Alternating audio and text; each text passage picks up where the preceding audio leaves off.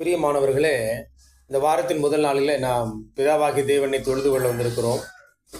ஏசாயாவுக்கு எழுதின தீர்க்கதரிசன புஸ்தகத்திலிருந்து நாம் வசனத்தை வாசி கேட்டோம். 6ஆம் அதிகாரம் 1 முதல் 8 வசனங்கள்.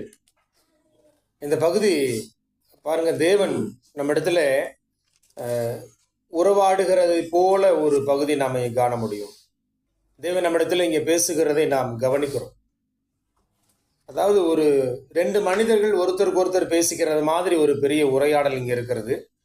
உசியா ராஜா மரணம் அடைந்த அந்த வருஷம் ஆண்டவர் உயரமும் உன்னதமான சிங்காசனத்தில் அவர் வீற்றிருக்கிறதை கண்டேன். அவருடைய வஸ்திர தொங்கலால் தேவாலயம் என்ன செய்திருந்தது?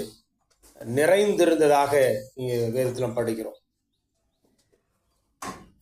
சரி, அது மாத்திரமில்லை, அங்கே இன்னும் கவனிக்கும்படியாக ஒரு பகுதி இருக்கிறது. 3ஆம் வசனம், ஒருவரை ஒருவர் நோக்கி சேனைகளின் கர்த்தர் பரிசுத்த